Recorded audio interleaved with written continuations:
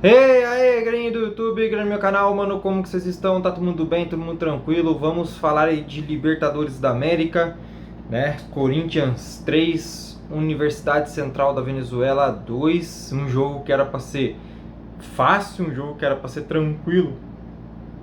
Para a equipe do Corinthians se complicou no primeiro jogo, se complicou mais ainda no jogo de ontem, né? Muitas pessoas, muitos jornalistas, programas mesmo falando que ia ser 6-0 pro Corinthians, que ia ser, aliás, que de menos de 4 gols não comemorariam. Só que daí a gente viu uma UCV, né, a Universidade Central da Venezuela, fazer um bom jogo contra a equipe do Corinthians. Não sentiu a pressão de Itaquera, muito pelo contrário, pouco se importou com a torcida do Corinthians, pouco se importou que estava jogando fora de casa. Por duas vezes que saiu atrás do placar, foi buscar o empate. Né? O primeiro gol não foi, para mim, uma falha. O primeiro gol que o Corinthians leva, uma falha ridícula do sistema de marcação do Corinthians, o sistema da zaga, onde deixou o cara sozinho ali no meio para poder finalizar. O segundo gol, um erro grotesco do Hugo. Muita gente fala que ele merece a seleção. Eu não vejo potencial nele para ainda ser goleiro da seleção brasileira. Estão fazendo muita mídia em cima do garoto sem ele realmente merecer, no meu ponto de vista, tá? E o Corinthians, no finalzinho, conseguiu aí, né, fazer o gol que milagreiro, né, o terceiro gol da equipe do Corinthians, o gol do Yuri Alberto. O Yuri que não fez um bom jogo, apesar de ter feito 2 gols, ele foi oportunista, não significa que ele fez um bom jogo. Ele foi oportunista, fez 2 gols ali que apareceu para ele e ele acabou fazendo.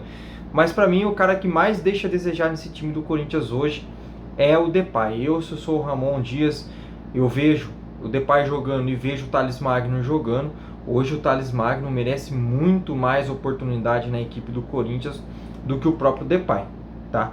O Depay, ele é aquele cara midiático, aquela estrelinha, é aquele cara que ficou bravinho ontem por ter sido substituído, é aquele cara que está vivendo a fama aqui no Brasil, tá indo para shows, tá indo para eventos, para cima e para baixo, e o futebol dele decaiu na equipe do Corinthians. Se o cara tá num bom momento na equipe, se tá atuando bem, que isso e aquilo, eu não vejo problema nenhum, né? O extracampo dele, ele pode fazer o que ele quiser.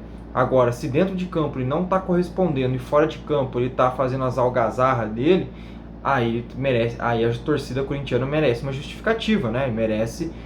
Pode cobrá-lo. E ontem ele foi substituído, não gostou. Aí o Emiliano Dias, né, filho do Ramon Dias, precisou, né, contê-lo um pouco, né, pela situação ali no final do jogo. Então assim,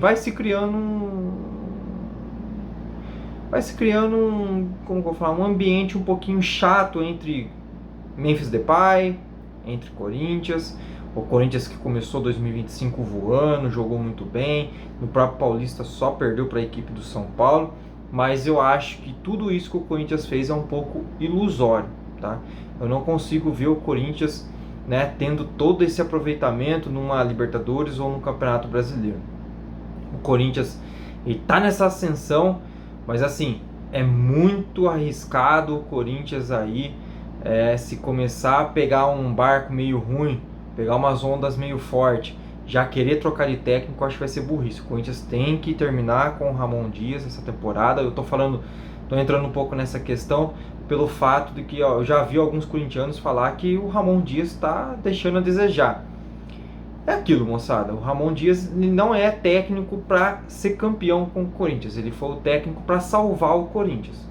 O Corinthians com o elenco que tem, merece um técnico muito melhor do que é o próprio Ramon Dias. É um técnico aí nível Renato Gaúcho, Luiz Castro, Tite novamente, apesar de eu achar difícil.